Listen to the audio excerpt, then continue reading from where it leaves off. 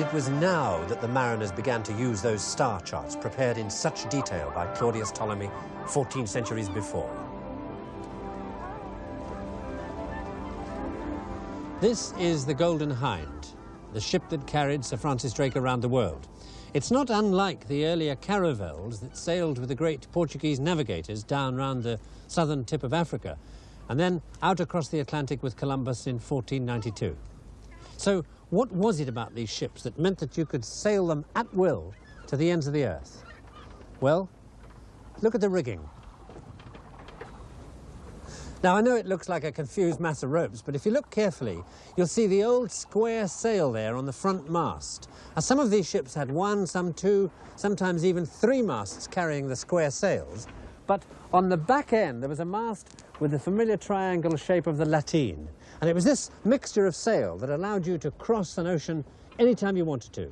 Look, here's Spain, and here's the northern part of Africa.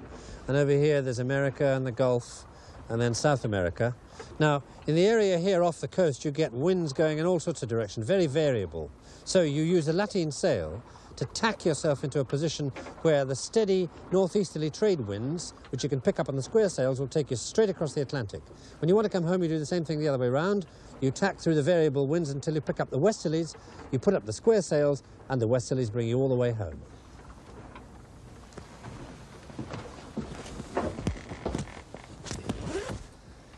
Most of the maps they used at the time were made in Mallorca, and by the 14th century they were turning out Portoland charts and updating them as explorers came back with more information. Now, the charts contained only what a sailor needed to know. No inland detail at all, just details of the coastline, the names of the harbours, and these lines showing the directions of the major and minor winds along which you steered. The charts were very precise, and because the aim of the people using them was profit, they were also very secret. But the thing that really gave Europe the world on a plate was that. The first reference we have to it is by an English monk around about 1200. It probably came from China via the Arabs to Europe, and early on they would have used it like this. And the magnetized needle stuck through the straw would point north. And then, around about 1300, somebody, probably in the maritime republic of Amalfi, south of Naples, hit on the idea of mounting the needle and putting a card on it, and on the card putting the wind directions and putting the whole thing in a box. The effect of the compass was electric, in more ways than one, as you'll see. Firstly, it meant that you could go out sailing under cloudy skies because you no longer needed the stars or the sun to steer by. And the immediate effect of that was to double the number of voyages, because now you could sail in the winter. So silk and spices from India and gold and silver from America began to pour into Europe. And it wasn't until enough men had sailed to enough places that they realized that the faithful compass was lying. There was true north, the north of the pole star, and there was the magnetic north, and depending where on earth you were, that varied. And for a great mercantile empire like England, that was very bad news.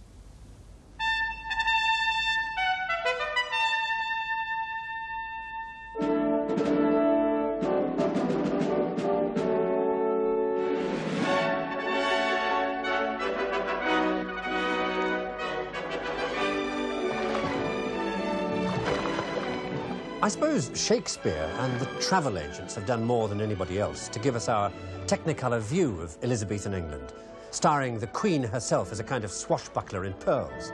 Fact is, about all she had time for was bookkeeping. When she took the place over in 1558, it was National Disaster Week. The money was worthless. There was no money. There was plague. The cities were packed and stinking. Elizabeth appealed to the decent English middle class, with their healthy desire for prestige, power, fun and games, and cash. Soon, anybody who wanted to be anybody was on the make. And none more than that famous bunch of privateering sea dogs led by Drake, Raleigh and Hawkins, who sailed the Atlantic looking for new American trade opportunities for England, setting up colonies, knocking off Spanish galleons, and doing it all with a kind of gutsy disregard for convention that we describe today as criminal.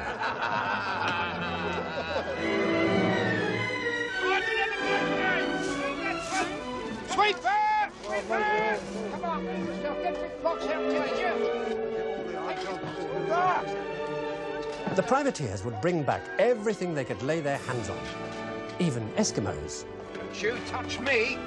And somewhere, in among the hustle and bustle and talk of adventure during the great feast days at places like Hampton Court, there must always have been some bore saying, "Hey, listen, you'll never guess what happened to my compass needle last week."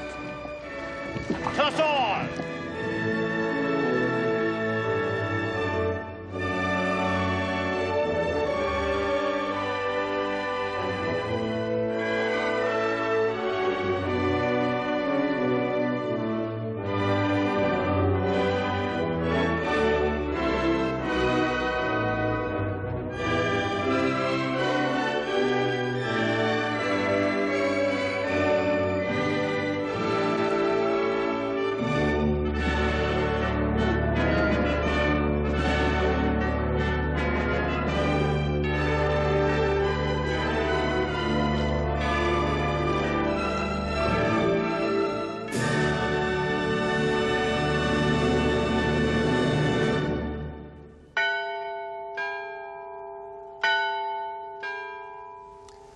Now, the reason why all those pushy, ambitious, high-living, upper-middle-class Elizabethans gave a damn about which way a compass needle pointed was because there were fantastic profits to be had on overseas trade.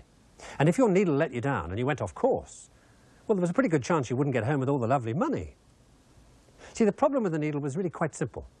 It didn't always point in the same direction. And people had been saying that since 1492, when Columbus, on his way across to America, got to about here and panicked because suddenly he realized that his needle wasn't pointing at the North Star. And then in 1580, when Sir Francis Drake got back from his round-the-world trip, with enough gold and jewels pinched from one Spanish ship on its way home from Peru to give his backers 4,700% profit, well, it was obviously time to do something about it, because if his needle had let him down, look what they would have all lost. So in 1581, a compass maker called Robert Norman decided to look into the matter. And he did this. And he saw nothing happening, which was very odd. I mean, for a start, he said, if the needle is supposed to be attracted to the north, why doesn't it move to the north instead of sitting in the middle of the bowl doing nothing? Well, Norman's remarks attracted the interest of a certain William Gilbert, who wasn't a sailor, he wasn't a merchant. As a matter of fact, he was a well-heeled society doctor, eventually to become physician to the Queen. Now, like most other medics at the time, Gilbert knew a bit about magnetism because his profession was very much into metals. They had recently stopped an epidemic of syphilis by treating it with mercury in the form of mercuric oxide, this red powder. And magnetic metal was recommended for treating people with because it was supposed to bring the disease out of them. So, over a period of about 18 years, Gilbert went home at the end of every day and fiddled around with natural magnets made of lodestone. And since the name of the game was to find out why the compass needle varied as it went round the Earth, he made his little magnets in the form of the Earth. And when he'd got plenty of them ready, he started his experiments and brought anything he could think of in contact with his magnets, including, of course, a compass needle, which behaved exactly as he said it should. Wherever he moved it, the needle pointed at the north pole of his tiny magnet. So he reckoned that the Earth itself had to be a giant magnet with a magnetic north pole. And it was that the compass pointed at, not the North Star. What's more, he said, if you leave one of these things alone, it turns once in a day. And therefore, the Earth must do exactly the same thing. And he said, if the Earth is a magnet, that's why what goes up must come down, because it's attracted. In 1600, he wrote down everything he discovered in a vast book. And in doing so, he set in motion a train of events that would one day lead to one of the most frightening bits of technology in the modern world. He called his book De Magnete, about the magnet.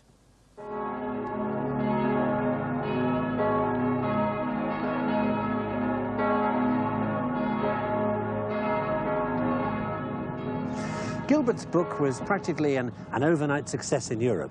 I mean, for a start, he was writing in Latin, so he didn't have any translation problems. Most of the intellectuals around used Latin to work with. And then, look what he was saying. That the Earth is a giant magnet spinning in space, holding the moon with its power, surrounded by the vacuum of interplanetary space, and out there in that vacuum, there are thousands and millions of unseen stars and planets, and he's saying this in 1600? I mean, no wonder everybody went bananas about it. And the reason our detective story takes us next to this small town on the Danube in southern Germany is because of one man who got very excited by what Gilbert had said. His name was Otto Guericke, and in 1653 he was here in Regensburg, commanded by the emperor to attend the coronation of his son. The coronation was the occasion for a great imperial shindig in the town, with dancing and drinking and singing and generally whooping it up. Rather like the annual Regensburg brawl going on here today.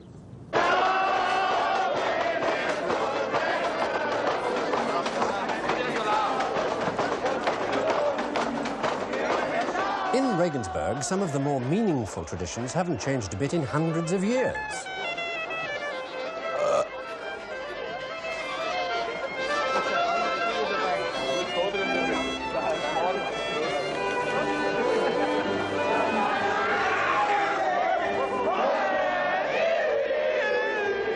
The sober citizens of Regensburg claim that it was here in 1653 that Otto Guericke did something quite amazing as a result of reading what Gilbert had said about the nothingness in interplanetary space. Here in Regensburg, they say, he took a hollow ball made of two hemispheres that fitted together, harnessed horses to each side of the ball, and however hard they pulled, the ball refused to come apart, although the two halves were not held together by any kind of join. What kept them united was a mysterious force so powerful that horses couldn't break it. They say that after the experiment was over, Guericke went on to astound the onlookers by opening a tiny hole in the ball, at which point it fell apart with a twist of his hands.